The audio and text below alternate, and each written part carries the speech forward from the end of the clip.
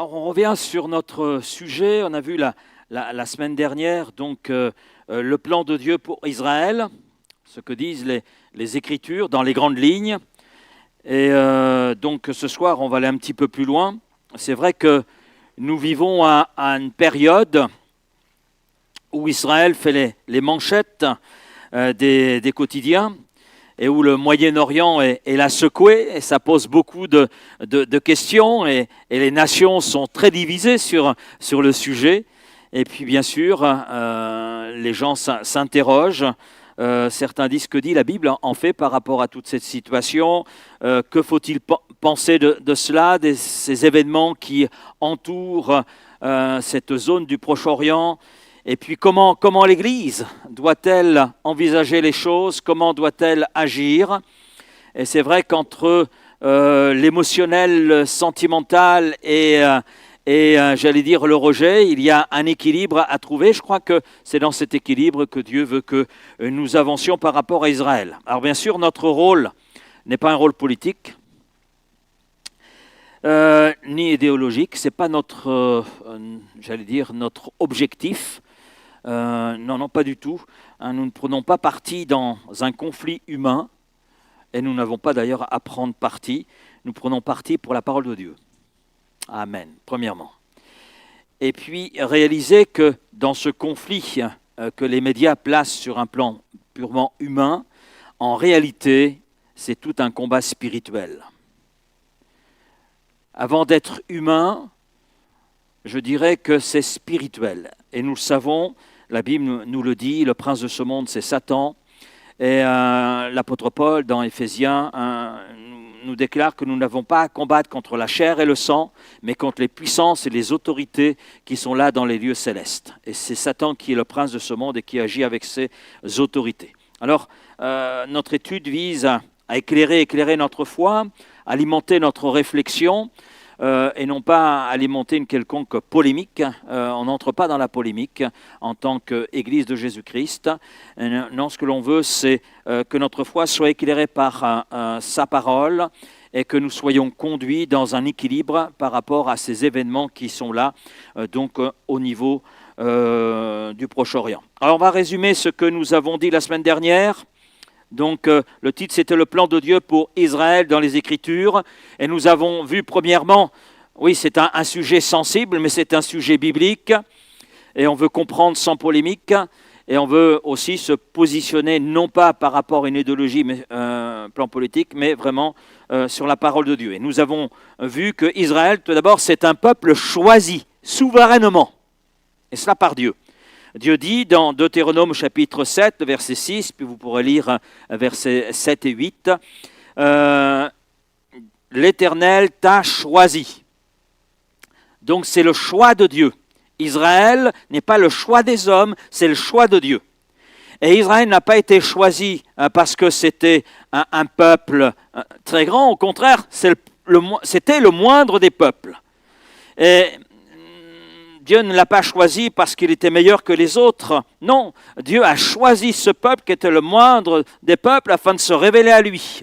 Révéler sa grâce, révéler son caractère, établir son alliance et puis son plan de salut aussi pour les nations. C'était son objectif. En fait, Dieu a choisi ce peuple pour bénir les peuples, pour bénir les nations. C'est ce qui est présenté dès Genèse 12, entre autres, « Je bénirai ceux qui te béniront et je maudirai ceux qui te maudiront ». Donc on voit que Dieu a choisi ce peuple, non pas en raison de ses mérites, non, pas du tout. Il a choisi le moindre des peuples, il s'est révélé à ce peuple pour que ce peuple soit un témoin de Dieu au milieu des nations et pour bénir les nations. Et Dieu a établi une alliance avec ce peuple, une alliance d'abord avec Abraham, ensuite avec les autres patriarches, une alliance qui a été là renouvelée. Dans Genèse chapitre 17, verset 8, il est dit « Je donnerai ce pays à ta postérité pour toujours ». Et Dieu place les limites de ce pays, de ce territoire, c'est Canaan. « Va, dit-il à Abraham, je te montrerai un pays où tu vas t'installer, et ce pays, je le donnerai à ta descendance. » Et l'alliance que Dieu a établie avec Abraham, premièrement, est inconditionnelle et éternelle. Et cela, malgré les exils, malgré les jugements, malgré les dispersions, Dieu affirme, et on le voit dans Jérémie 31, verset 36, « Si les lois du ciel pouvaient disparaître, alors seulement Israël cesserait d'être une nation devant moi. » Dieu ne rompt jamais ce qu'il a promis. Le troisième point que nous avons vu, c'est qu'Israël est un instrument de bénédiction pour le monde. Dans cette parole que Dieu adresse à Abraham dans Genèse 12, la fin du verset 3 dit ceci, « Toutes les familles de la terre seront bénies en toi. » Toutes les familles de la terre seront bénies en toi. Et Jésus, le Messie, est venu au travers d'Israël. Au travers d'Israël.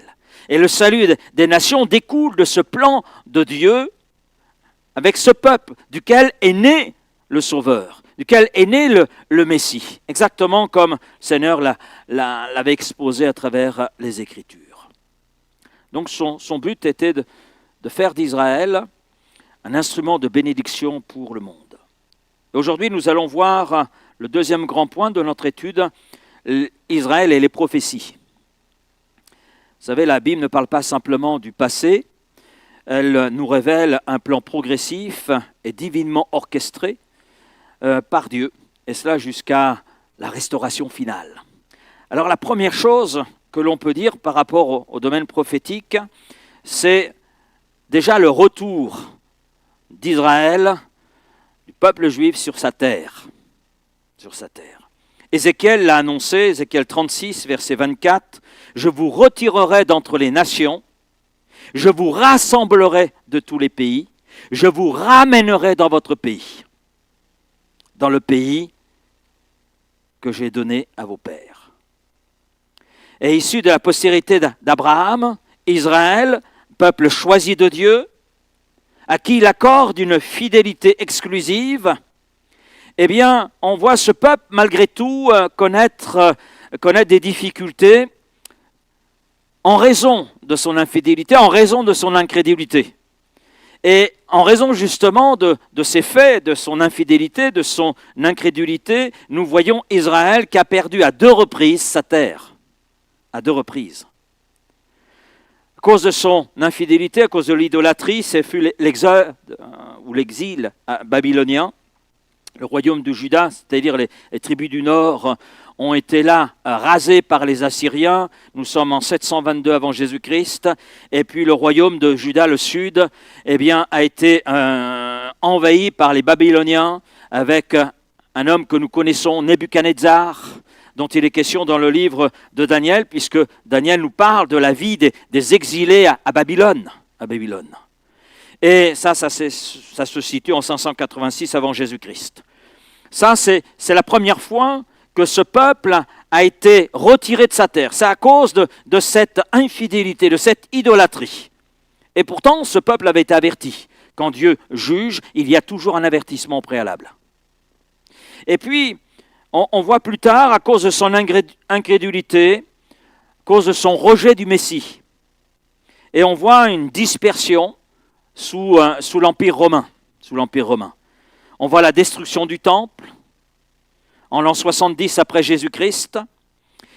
Et puis on voit l'exil qui est renforcé après la révolte de Bar Kokhba en 535 après Jésus-Christ. Et ce qui est extraordinaire, c'est que Israël a perdu une première fois sous Babylone, une seconde fois sous l'Empire romain sa terre, mais montrant sa fidélité, eh bien Dieu a permis que ce peuple revienne une première fois. On sait qu'il est revenu au temps d'Esdras et de Néhémie. Il y a eu ce retour, il y a eu cette reconstruction du temple. D'ailleurs, on voit cela dans Esdras, chapitre 1er. Là, nous sommes en 536 avant Jésus-Christ. Mais ce qui est extraordinaire, c'est qu'après que Jérusalem ait été rasée, après que le temple ait été là détruit en l'an 70, eh bien, on a vu au XXe siècle, notamment après 1948 et la reconnaissance de l'État moderne d'Israël par l'ONU, on a vu le le peuple revenir dans son pays. Dans son pays. Donc c'est vrai, à 2 reprises, le peuple a perdu son pays, mais à 2 reprises, Dieu lui a redonné son territoire. Pendant 19 siècles, Israël n'était plus une nation. Mais en 1948, un accomplissement prophétique unique dans l'histoire humaine, un accomplissement prophétique a eu lieu, Israël renaît. Israël renaît. Et c'est l'un des plus grands miracles géopolitiques de l'histoire moderne. Et c'est Dieu qui était le chef d'orchestre. Maintenant, quand on regarde, c'est vrai que l'histoire de ce peuple, à travers les siècles, est marquée par des tragédies, marquée par des drames. On a tout d'abord les pogroms, la Shoah, où des milliers de Juifs, c'est plus que des milliers, près de 6 millions, ont péri dans les camps de concentration. Et puis, il y a eu les guerres israélo-arabes de 1948 à 1949, sur ces 2 années. Ensuite, en 1967, il y a eu la guerre des 6 jours. Et puis, il y a eu, toujours en 67, la guerre du Kippour, le grand pardon, etc. Et puis, le 7 octobre 2023, eh bien, Israël a été frappé par des attaques terroristes d'une ampleur et d'une brutalité sans précédent. Et certains commentateurs ont présenté cet acte comme étant le pire massacre après la Shoah, où plus de 6 millions de Juifs ont péri. Et c'est vrai que cela a coûté la mort, le 7 octobre 2023, à 1219 personnes, plus des otages. Je crois que le dernier a été libéré aujourd'hui, non ? Son corps, du moins. Son corps a été rapatrié.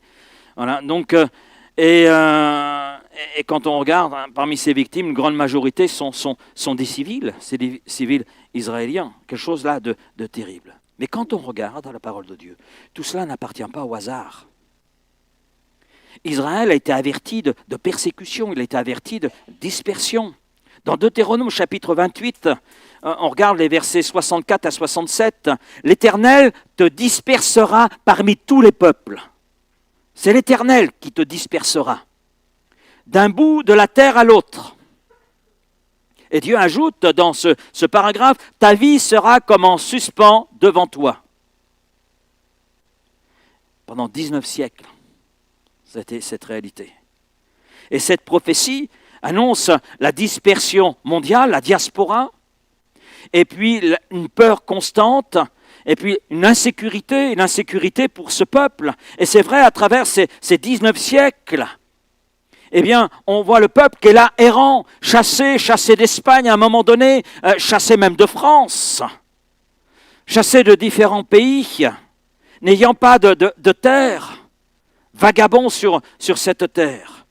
Lévitique, chapitre 26, verset 33, « Je vous disperserai parmi les nations, je tirerai l'épée derrière vous. » Et quand on regarde cette prophétie, elle est associée aux exils, elle est associée à la persécution, à la destruction successive, Babylone, Rome, les pogroms, la Shoah, etc.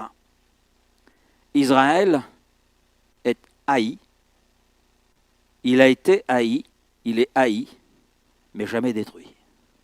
Jamais détruit. Personne ne peut détruire Israël. Jérémie 30, verset 11, « Car je suis avec toi, dit l'Éternel. » Et Dieu fait cette précision, « Je suis avec toi pour te délivrer. J'anéantirai toutes les nations parmi lesquelles je t'ai dispersé. Mais toi, je ne t'anéantirai pas. Je te châtierai avec équité, parce que je ne puis te laisser impuni. » Et là, l'idée centrale, c'est que les empires disparaissent. Où en est l'empire assyrien, babylonien, l'empire romain? Et à travers tout cela, Israël, eh bien, survit malgré tout. Et Israël est là. Dans le psaume 83, les versets 4 à 5, Asaph, un contemporain du roi David, met en évidence une conspiration des nations contre Israël. Il dit ceci, « Venez, exterminons-les d'entre les nations, que le nom d'Israël ne soit plus mentionné. » Et je crois que ce verset résonne avec toutes les tentatives à travers l'histoire, tentatives répétées d'anéantir Israël, d'anéantir ce peuple. Et puis, on a vu hier un antisémitisme. Aujourd'hui, on voit parmi les jeunes, parmi la jeunesse, on voit un antisémitisme qui grandit. Pour beaucoup encore dans ce monde, l'existence d'Israël est un scandale. Je dirais que jamais un pays, une nation, dans l'histoire humaine, jamais une nation a été autant haïe et menacée qu'Israël. Quand on regarde l'histoire biblique, quand on regarde l'histoire contemporaine, je crois qu'aucun peuple n'a été autant haï, autant rejeté et menacé qu'Israël. Et malgré tout ce qu'Israël a vécu à travers les siècles, Dieu avait annoncé son retour sur leur terre. Je reviens sur Ézéchiel 36, verset 24. Vous pourrez chez vous lire l'ensemble du chapitre 36. Je vous retirerai des nations. Je vous retirerai d'entre les nations. Je vous ramènerai dans votre pays. Et cette parole, c'est vrai, elle fut prononcée après l'exil, alors qu'Israël était là dispersé à cause de son infidélité. Et Dieu affirme que ce retour ne va pas dépendre des mérites d'Israël, mais de la fidélité de Dieu à son nom et à son alliance. D'ailleurs, dans Ézéchiel chapitre 36, au verset 22, c'est précisé d'ailleurs. Ce n'est pas parce qu'Israël a fait un retour à Dieu qu'il y a eu ce retour dans le pays. Non, c'est en raison de la fidélité de Dieu, en raison de l'alliance qu'il avait établie avec son peuple. Donc, ce n'est pas du tout en raison des mérites de ce peuple. Dieu ne nous bénit pas à cause de nos mérites. Il nous bénit tout simplement parce qu'il nous aime et parce qu'il est fidèle à l'alliance qu'il a établie avec chacun d'entre nous à travers Jésus-Christ. Et cette prophétie d'Ézéchiel comporte 3 dimensions importantes. Il est question de dispersion. Et c'est vrai qu'Israël a été dispersé parmi les nations.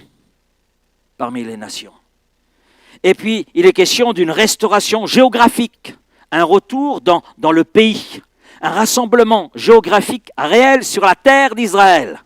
Cette terre qui avait été donnée à Abraham, cette terre que Dieu avait promis à ce peuple.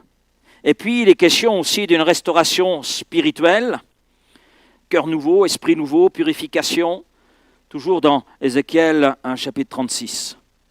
Maintenant, il faut souligner que l'initiative, elle n'est pas humaine, elle est divine. Dieu dit bien, je vous retirerai, je vous ramènerai. C'est Dieu qui parle, c'est Dieu qui fait cette promesse à son peuple. Donc, on voit que ce n'est pas un retour humanitaire, politique, etc. Non, ça n'a rien à voir. C'est Dieu lui-même qui a orchestré tout ce retour. C'est une œuvre directe de Dieu en raison de sa fidélité et de l'alliance qu'il avait établie avec ce peuple. L'histoire moderne confirme ce que le prophète Ézéchiel a pu là écrire avec la création de l'État d'Israël en 1948. La loi du retour en 1950, permettant à tout juif d'immigrer librement et de venir en Israël. Et je peux citer les principales opérations historiques d'exode des Juifs parmi les nations. De 1949 à 1950, il y a l'opération Magic Carpet. Elle est aussi appelée sur les ailes de l'aigle. Et cette opération a permis à 49 000 Juifs yéménites, ainsi qu'à plusieurs milliers venant de Djibouti, de cette région d'Érythrée, d'être transportés en Israël par avion.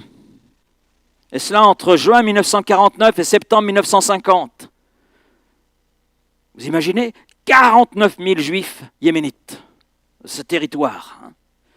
Et puis, il y a 1984-1985, l'opération Moïse et Josué. L'opération Moïse, Donc du 29 novembre 1984 au 5 janvier 1985, Israël a organisé un pont secret. Un pont secret. Un pont secret via le Soudan pour rapatrier les Juifs éthiopiens. C'est 8000 personnes qui ont été ramenées sur le territoire d'Israël. 8000 Juifs de ce territoire. L'opération Josué, en mars 1985, une opération qui a été organisée avec les États-Unis. Et là, c'est entre 500 et 650 Juifs d'Éthiopie qui ont été rapatriés en Israël. Et ces opérations visaient à quoi? Visaient à sauver des Juifs d'Éthiopie qui fuyaient la famine, qui fuyaient la discrimination, qui fuyaient la guerre. Ils ont été regroupés dans des camps au Soudan et puis ensuite transportés vers Israël. En 1991, l'opération Salomon, c'était la plus grande et spectaculaire des opérations d'Aliyah éthiopienne. D'Aliyah, c'est-à-dire le retour. Le mot Aliyah signifie monter. Les Juifs, quand ils parlent de retour à l'Israël, ils disent monter en Israël. C'est leur expression. Et l'opération Salomon a permis de transporter environ 14 325 Juifs éthiopiens vers Israël en 36 heures. En 36 heures. Il a fallu 35 avions civils et militaires. Ça a été une opération vraiment très spéciale. Elle a eu lieu en plus, pour ceux qui se souviennent un petit peu, dans un contexte de tension politique assez fort en Éthiopie. Et ça représentait un exode massif sur une durée très courte, à cause justement de cette tension politique qu'il y avait à ce moment-là. Et puis au XXe siècle, ce sont des Juifs d'Europe, d'Afrique du Nord, de l'ex-URSS qui sont revenus en Israël. Et ce n'est pas par dizaines, c'est par des milliers. Ce qui veut dire que le retour sur la terre, sur sa terre, à mon sens, constitue la première étape d'une restauration plus profonde qui sera spirituelle mais aussi eschatologique. Et le prophète Ézéchiel n'a pas été le seul à prophétiser cette restauration. C'est ça qui est extraordinaire. Promesse de retour après les souffrances, bien, on trouve une promesse dans Amos, chapitre 9, versets 14 et 15. « Je les planterai dans leur pays ». C'est très important. Si on lit Ézéchiel, c'est « je les retirerai et je les ramènerai ». Et quand on regarde ces différentes opérations, je ne les ai pas toutes citées, mais il y a dans la bibliothèque des livres qui parlent justement de cet exodus. Quand elle sera rouverte, vous pourrez voir Annie pour cela. Et là, Dieu dit, je les planterai dans leur pays. Ça veut dire que là où ils sont, personne ne les retirera. Et Dieu fait cette précision. Je les planterai dans leur pays et ils ne seront plus arrachés. C'est-à-dire qu'aujourd'hui, Israël est planté. Dieu continue de ramener, il a retiré, mais Dieu a planté. Et rien ne pourra aujourd'hui retirer ce peuple. Rien ni personne. Quelle que soit la politique qui peut se développer dans notre monde, rien ni personne. Dieu dit, la chose s'accomplit. 800 ans avant Jésus-Christ, le prophète Ésaïe avait écrit ceci, Ésaïe 54, verset 7, « Je t'avais abandonné pour un instant. Mais avec une grande compassion, je te recueillerai. » Ésaïe 66, verset 8. Qui a jamais entendu pareille chose? Qui a jamais rien vu de semblable? Un pays peut-il naître en un jour? Une nation est-elle enfantée d'un seul coup? À peine en travail, Sion a enfanté ses fils. Je trouve là, dans ce que dit Ésaïe au chapitre 66, là, ce verset 8, c'est très intéressant. Vous savez, les mots ont leur importance. Et il y a deux mots utilisés ici qui sont importants. Un pays, écrit le prophète. Cela nous parle de la terre, d'un lieu géographiquement identifiable, avec des limites, avec des frontières, avec un gouvernement. Et il utilise aussi le mot nation dans le même verset et ce n'est pas le même terme, il n'y a pas d'erreur. C'est vraiment pays, territoire géographiquement identifiable, une nation. C'est quelque chose de beaucoup plus grand, c'est-à-dire un groupe de personnes avec des caractéristiques, avec une culture, avec une langue similaire. Et cette nation, c'est Israël aujourd'hui. Et le 14 mai 1948, suite à un vote à l'ONU, Israël en tant que pays et nation est devenu une réalité prophétique accomplie. Accomplie. Un pays, une nation. Et quand on regarde historiquement, quand vous regardez les rapports de cette époque, vous apercevez que ça s'est fait en un jour. Exactement comme Dieu l'a dit, et c'est très intéressant, parce que c'est un point que relève Ésaïe. Dans la Bible, la naissance d'une nation est normalement un processus qui est long. Et ici, le prophète annonce que Israël va retrouver un pays, sera une nation, mais il utilise des termes qui sont très intéressants. Un pays peut-il naître en un jour? C'est impossible. C'est impossible. Pour Israël, ça a été rendu possible. Une nation est-elle enfantée d'un seul coup? Non, ce n'est pas possible. Donc, si le prophète présente l'événement comme étant rapide, inattendu et sans précédent, un pays peut-il naître en un jour? Une nation est-elle enfantée d'un seul coup?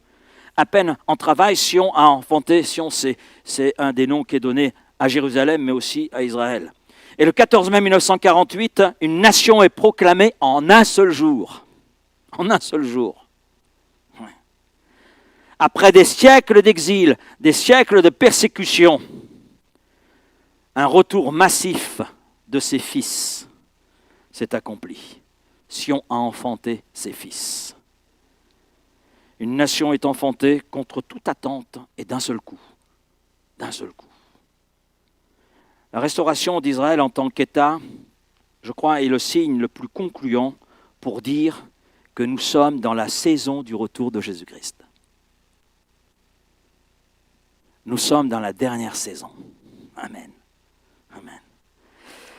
Luc chapitre 21, versets 29 à 30, et il leur dit, à travers une comparaison, « Voyez le figuier et tous les arbres. Dès qu'ils ont poussé, vous connaissez de vous-même, en regardant, que déjà l'été est proche. De même, quand vous verrez ces choses arriver, sachez que le royaume de Dieu est proche. » Israël, c'est le figuier qui a verdi et fleuri. Amen. L'accomplissement des prophéties concernant Israël confirme la véracité du texte biblique. On s'aperçoit que Dieu, à travers sa parole, est digne de confiance. Elle est digne de confiance, cette parole. Dieu nous parle à travers elle, et ce qu'il dit est vrai, et ce qu'il annonce s'accomplit. Quoi que disent, quoi que fassent les hommes. Mais les prophéties ne s'arrêtent pas là. Lisons encore. Ésaïe, chapitre 4, verset 18. « Je ferai jaillir des fleuves sur les collines et des sources au milieu des vallées. Je changerai le désert en étang et la terre aride en courant d'eau. » Ésaïe 51, verset 3. « Ainsi l'Éternel a pitié de Sion. Il a pitié de toutes ses ruines. Il rendra son désert semblable à un Éden et sa terre aride à un jardin de l'Éternel. La joie et l'allégresse se trouveront au milieu d'elle, les actions de grâce et le chant des cantiques. » Israël est devenu un pays de culture abondante. Avocats, dattes, agrumes, mangues, vignes, olives, etc. D'abord, si vous allez au supermarché, que vous regardez d'où viennent les produits, une bonne partie viennent justement d'Israël. Alors c'est très intéressant, parce que Dieu dit, je ferai de ce pays un jardin de l'Éternel. Et c'est ce que nous voyons. Maintenant, j'ai relevé l'écrivain Mark Twain, celui qui a écrit comment ça s'appelle, Les aventures de Tom Sawyer. Voilà, cherchez. Hein. Donc ça a été mis en épisode, en film, etc. Donc cet écrivain, voyageur, donc américain, a visité la Terre Sainte en 1867. Et il a écrit ceci. Il fait un rapport de son voyage. Notez bien, 1867. Un pays désolé dont le sol est assez riche, mais qui est entièrement laissé aux mauvaises herbes. Une étendue silencieuse et mélancolique. Il y a une désolation que même l'imagination ne peut embellir avec le faste de la vie et de l'action. Nous n'avons jamais vu un être humain sur tout le parcours. Il y avait à peine un arbre ou un buisson, n'importe où. Même l'olivier et le cactus, ses fidèles compagnons du sol stérile, avaient presque abandonné le pays. Waouh! C'est son constat. Et Dieu avait dit, je vous ramènerai. Et il l'a fait. Et aujourd'hui, l'agriculture en Israël, c'est l'un des secteurs les plus développés au monde. Israël exporte des produits frais, et en matière de technologie agricole, c'est le fer de lance. C'est le fer de lance. Nombre de pays envoient leurs ingénieurs justement en Israël pour s'inspirer au niveau agricole de ce qu'ils ont réalisé. J'ai trouvé un résumé d'article. Les ressources naturelles d'Israël comprennent la potasse, le minerai de cuivre, le gaz naturel, le phosphate, le bromure de magnésium, les argiles et le sable. Par ailleurs, les diamants taillés constituent l'un des principaux produits d'exportation du pays qui dépend essentiellement des importations de pétrole brut et de matières premières. Alors ça, c'est l'agriculture, c'est le sous-sol, les ressources du sous-sol, mais le high-tech israélien est l'un des plus dynamiques au monde. La high-tech, la haute technologie. D'un point de vue technologique, Israël demeure le pays le plus avancé et le plus agile au monde dans ce domaine. La clé USB qui était si pratique à une époque, c'est Tel Aviv. Tel Aviv, c'est Israël. Au niveau de la robotique, sur le plan médical, mais Israël est à la pointe. À la pointe. Et qui aurait pensé qu'un pays de 9 millions, actuellement 9 millions d'habitants, puisse connaître une telle prospérité dans une zone que Mark Twain décrit comme étant un désert. Un désert. Et ce qu'il y a de remarquable, c'est comment le peuple juif, après toutes ces tragédies, après les persécutions dans son histoire d'hier et plus proche de nous, a-t-il pu subsister et peut-il encore subsister? C'est pas possible. Humainement parlant, c'est pas possible. Comment une nation aussi petite, oui, quand vous regardez Israël, en fait, c'est un tuyau de poil. 9 millions d'habitants, là. Et cette nation aussi petite est entourée de nations hostiles, qui n'acceptent pas d'ailleurs qu'Israël existe. Aucun autre pays n'a de voisins comme Israël, jurant et faisant tout, et jurant ouvertement, de faire disparaître ce pays.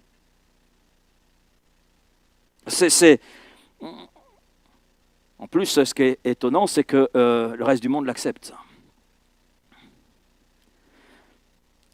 Même à la tribune, c'est bien, même à la tribune du Conseil général des Nations Unies, des dirigeants mondiaux appellent encore aujourd'hui à la destruction d'Israël. On voit, c'était quelques éléments, les appels à la destruction d'Israël, bon, déjà par les leaders arabes. On a dans le passé le président égyptien Nasser, qui lui s'est élevé publiquement en disant que cette nation ne devait pas exister. L'Iran a toujours montré une haine contre Israël. Pourtant, ils n'ont pas de frontière directe avec Israël. Mais ils détestent ce pays et l'expriment. Ils appellent Israël le petit Satan. Ça en dit long sur les sentiments qu'ils peuvent avoir pour Israël. Et bien sûr, ils considèrent les États-Unis comme étant le grand Satan. On a le Hamas. Alors, ce n'est pas un pays, c'est une organisation politique et militaire islamique, palestinienne, qui a toujours plaidé, toujours, depuis le début, encore aujourd'hui, ils ont toujours plaidé en faveur de la destruction d'Israël et de l'établissement d'un État islamique sur tout le territoire de la Palestine. C'est leur revendication. Et on le sait depuis toujours. Ça a été clairement exprimé. Et plusieurs fois exprimé. Que ce soit oralement ou par écrit. La même chose depuis la création du Hezbollah, autre organisation politique et militaire islamiste. Le Hezbollah a toujours promis l'élimination de l'État d'Israël. Ça a été d'ailleurs, pour ce mouvement libanais, l'un des principaux objectifs, et ça demeure, même si il faut un peu moins parler d'eux, mais ça demeure l'un des objectifs. Et ils n'ont pas eu honte, et ils n'ont pas honte d'exprimer les choses. Al-Qaïda a également appelé à plusieurs reprises la destruction d'Israël. Et on s'aperçoit qu'Israël cristallise sur lui toutes sortes de haines. Des haines de pays, haines d'organisations terroristes. Et aucun pays n'a fait l'objet d'ailleurs d'autant de condamnations au niveau de l'ONU. C'est étonnant. Quand on regarde les résolutions et les condamnations contre Israël de la part de l'ONU, jamais un pays n'a été comme Israël. Autant condamné, fait l'objet de résolutions. C'est comme s'il n'y avait pas pire. Mais quand on regarde, cela est annoncé. Je reviens au psaume 83. J'en ai parlé précédemment, le psaume d'Asaph. Les versets 3 à 9. Et c'est très intéressant ce que dit Asaph, contemporain de David, je rappelle. Voici, tes ennemis s'agitent. C'est ce que nous voyons aujourd'hui. Ceux qui te haïssent lèvent la tête. Ils forment contre ton peuple des projets pleins de ruses. Et ils délibèrent contre ceux qui te protègent. C'est très intéressant, on voit toute l'actualité qui se révèle dans ce psaume 83. Venez, disent-ils, exterminons-les du milieu des nations. Exterminer, c'est réduire à néant. Et qu'on ne se souvienne plus du nom d'Israël. Ils se concertent tous d'un même cœur. Ils font une alliance contre toi. Et Asaph poursuit en disant, les tentes d'Édom et les Ismaélites, Moab et les Agaréniens, Gebal, Ammon, Amalek, les Philistins, avec les habitants de Tyr, l'Assyrie aussi se joint à eux. Elle prête son bras aux enfants de Lot. Je crois que ce passage, à mon sens, ne concerne pas simplement le passé, mais il concerne le présent et ce qui est à venir.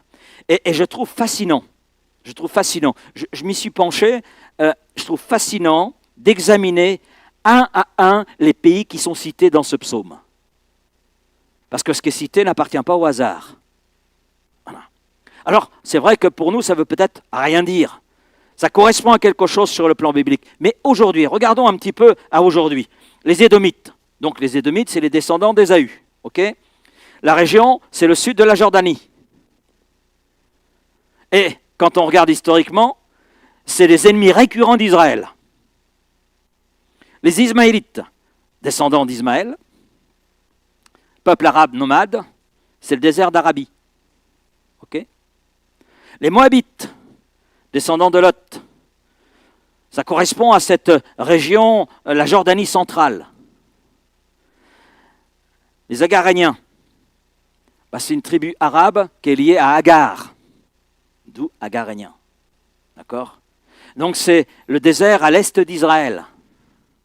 Gebal, probablement Byblos au Liban, un peuple phénicien. Ammon, autre descendant de Lot, donc au nord de la Jordanie, avec Aman. Amalek, c'est un peuple du désert du Negev.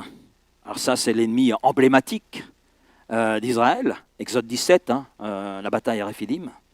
Il y a les Philistins. Alors c'est la côte méditerranéenne. Si je vous dis Gaza, Askelon, voilà. Peuple non sémite. Et c'est d'ailleurs de ce peuple que vient le terme Palestine, qui n'est jamais utilisé dans la Bible. Voilà. Ça vient de Philistins. C'est de là que vient le mot Palestine. Tyr, alors c'est une grande cité phénicienne, c'est le Liban. La Syrie, alors c'est le grand empire du nord mésopotamien, symbole de cette puissance oppressive. Alors, on revient, Édom correspond au sud de la Jordanie. On en parle pas mal d'ailleurs. Les Ismaélites, donc c'est les Arabes, toute la péninsule arabique. Ismaël, c'est l'un des pères de tous les Arabes. Tous les peuples arabes et musulmans se revendiquent, donc descendants d'Ismaël. Moab, c'est le centre de la Jordanie. Donc les Agaréniens, c'est l'Égypte. Gebal, c'est le Liban. Ammon, c'est au nord de la Jordanie. Amalek, c'est toute cette péninsule du Sinaï. Les Philistins, c'est toute la bande de Gaza. Et puis Tyr, c'est le Liban. Puis la Syrie, ça couvre quoi la Syrie? Ça couvre tout ce qui est la partie Irak et puis la Syrie. Voilà. Certaines parties de Syrie. Donc on voit la correspondance qui est là. Et Asaph parle d'une coalition régionale, d'un encerclement. Et on a un peuple de 9 millions d'habitants qui est entouré de peuples hostiles. Exactement comme c'est écrit. Et on sait les rapports. L'Iran avec le Hezbollah, donc c'est le Liban. L'Iran avec ce qui était autrefois les Philistins, donc avec le Hamas, donc la bande de Gaza. Donc on retrouve exactement ce que Asaph a pu la décrire. On le voit aujourd'hui. On le voit là sous nos yeux. Sous nos yeux. Les pays d'hier sont les pays qui sont aujourd'hui ennemis d'Israël, qui veulent son extermination. Extermination.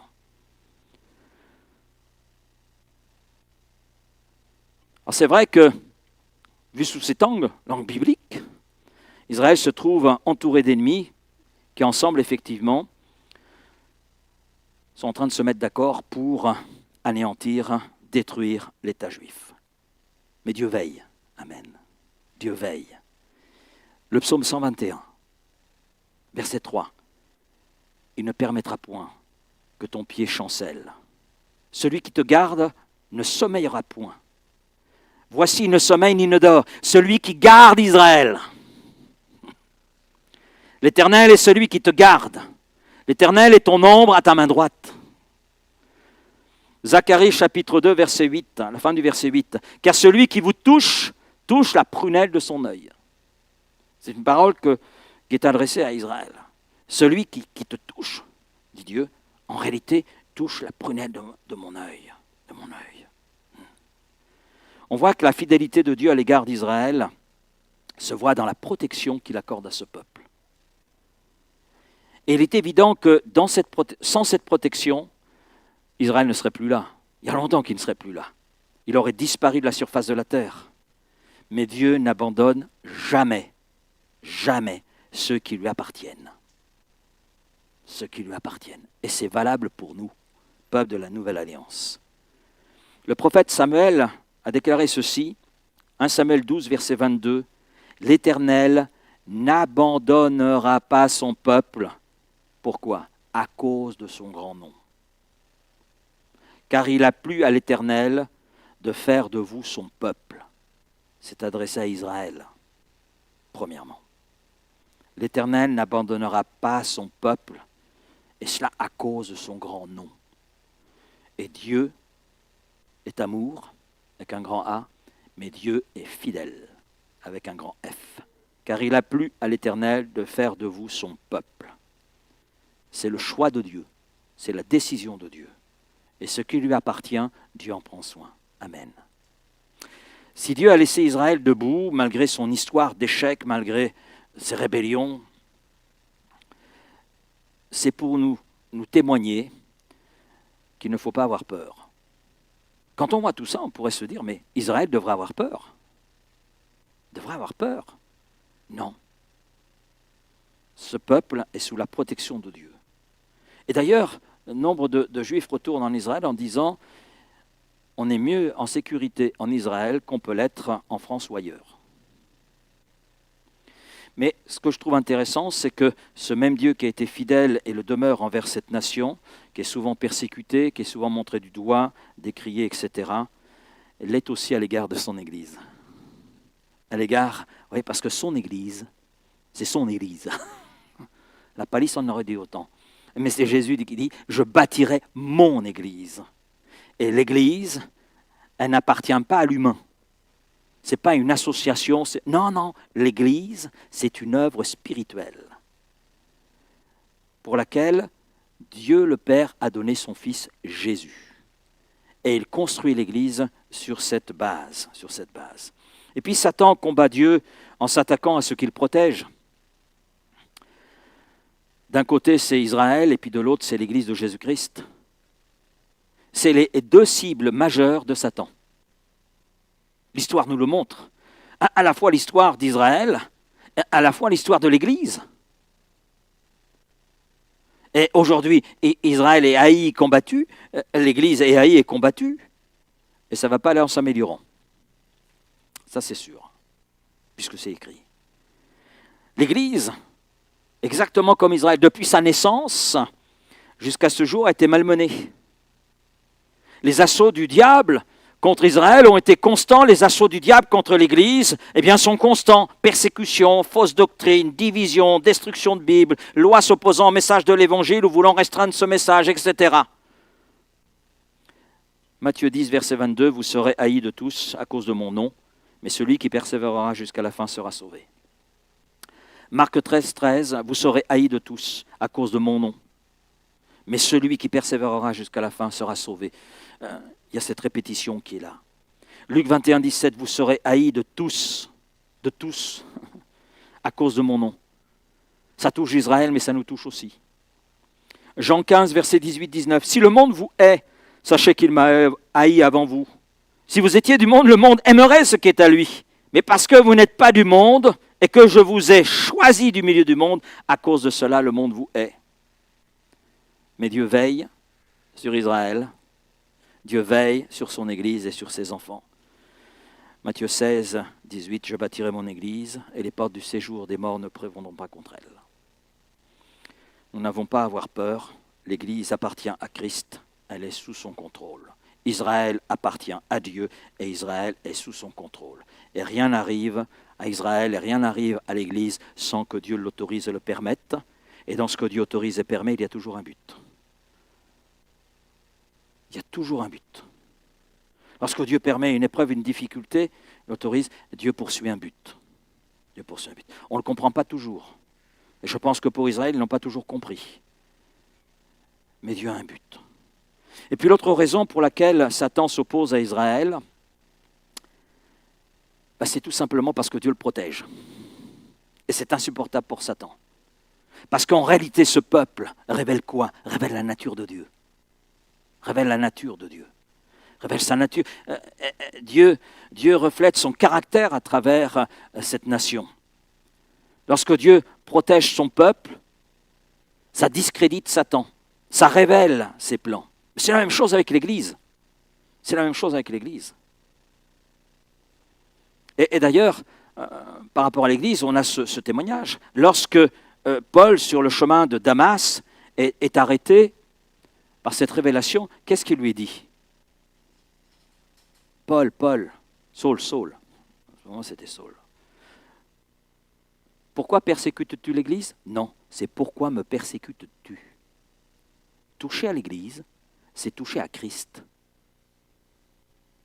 Et ça a été une révélation pour Saul, qui est devenu par la suite l'apôtre Paul. Mais c'est la même chose avec Israël. C'est la même chose. Ceux qui touchent à Israël, en réalité, touche à Dieu, à qui il est, à qui il est. Et il y a forcément des répercussions. La destinée d'Israël, c'est vrai, en tant que nation, est à la fois glorieuse, mais elle est aussi douloureuse. Glorieuse parce que, autant marquée par Dieu, dans Romains chapitre vous vérifierez, je crois que c'est chapitre 1er, verset 26, c'est ça? Vérifiez. Tout Israël sera sauvé. Tout Israël sera sauvé. Parce qu'il viendra un moment où ils vont reconnaître le Messie qu'ils ont rejeté. Donc c'est quelque chose de glorieux qui attend Israël. Et c'est très intéressant, on en reparlera la semaine prochaine, mais quand on voit le nombre aujourd'hui au sein de cette nation d'Israël qui viennent justement à la connaissance de Jésus-Christ. En 50 ans, je crois que c'est ça, en 50 ans, 300 000 Juifs sont venus à la foi en Jésus-Christ. C'est quelque chose qui était impensable il y a 50 ans en arrière. Et pourtant. Mais c'est aussi une destinée douloureuse, parce qu'Israël, on le voit, est au cœur d'une terrible lutte. Mais je le rappelle, ce n'est pas une lutte humaine en réalité, c'est une lutte spirituelle. Et nous savons, à la lumière de la Bible, qu'Israël sera pressé de toutes parts. Dans Ézéchiel 38-39, il est question de l'alliance Gog, prince de Magog, etc.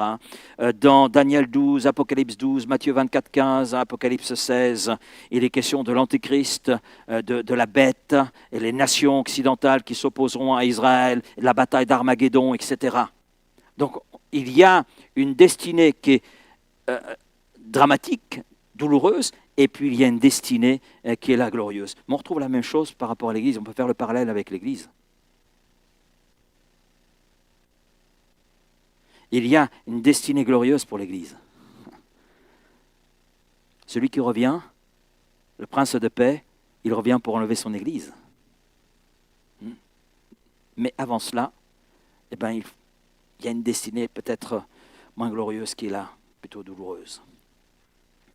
Donc les textes montrent comment, pressé de toutes parts par des ennemis nombreux, Israël ira vers sa destinée glorieuse. Ézéchiel 39, versets 28-29, « Et ils sauront que je suis l'Éternel, leur Dieu,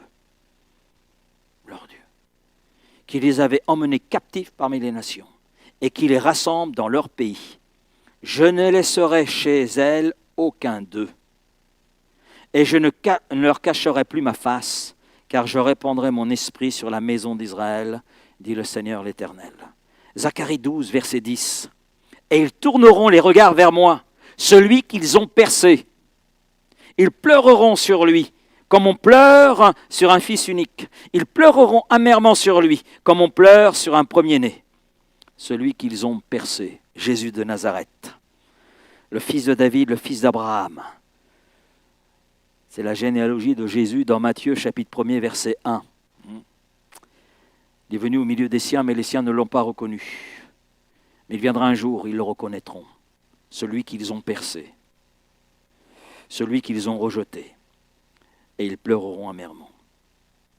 Et au final, et c'est mon mot de la fin, c'est Dieu qui aura le dernier mot. Amen. C'est Dieu qui aura le dernier mot. Que ce soit pour Israël, que ce soit pour l'Église, nous sommes sous le contrôle de Dieu. Et tant que nous demeurons en lui, rien ne peut nous en ravir. Parce que Dieu est amour et parce que Dieu est fidèle.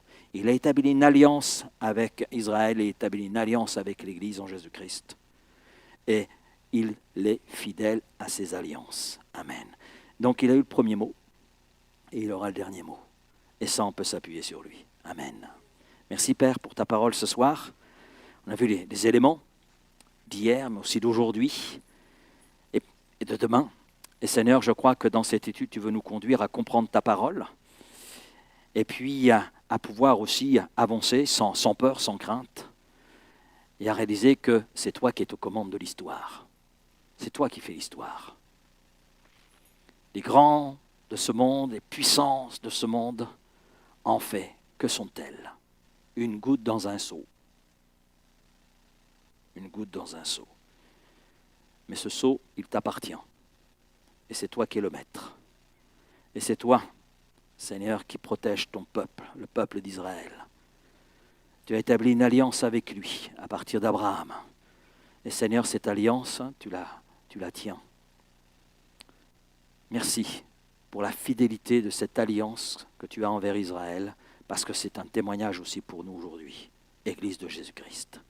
Que cette alliance que tu as établie en Jésus-Christ avec ton Église, eh bien, Seigneur, tu demeureras fidèle. Merci, parce que ça, c'est une assurance dans notre cœur. Quoi qu'il arrive, quoi qu'on fasse d'ailleurs de nous, peu importe, l'essentiel est de savoir que nous sommes en toi et que tu es fidèle envers tous ceux qui t'appartiennent. Merci, Père, de nous conduire encore plus loin avec toi, de nous conduire encore plus loin dans la connaissance de qui tu es, dans la connaissance de tes œuvres, mais aussi dans la connaissance de ta parole. Oui, Seigneur, tout ce qui est écrit s'accomplit, et s'accomplit fidèlement et dans tous les détails. Alors merci, Père, de nous avoir donné cette parole. Et aide-nous à la comprendre, aide-nous à la vivre. Oui, Seigneur, et aide-nous à la graver dans nos cœurs, afin de pouvoir la faire connaître à ceux qui ne te connaissent pas encore autour de nous. Merci, Seigneur, de tout ce que tu veux faire dans nos vies. Et merci pour ce témoignage visible d'Israël, Seigneur, même si ça ne semble pas glorieux, Seigneur, mais tu es là et tu protèges ce peuple, et ça c'est glorieux. Oui, Seigneur, un peuple qui ne devrait même pas exister à travers toute l'histoire qui a été la sienne, et pourtant il est là. Et il témoigne. Il témoigne de ta bonté, de ta fidélité, aussi de ta grandeur. Merci, Père. Et cela dans le nom de Jésus. Amen.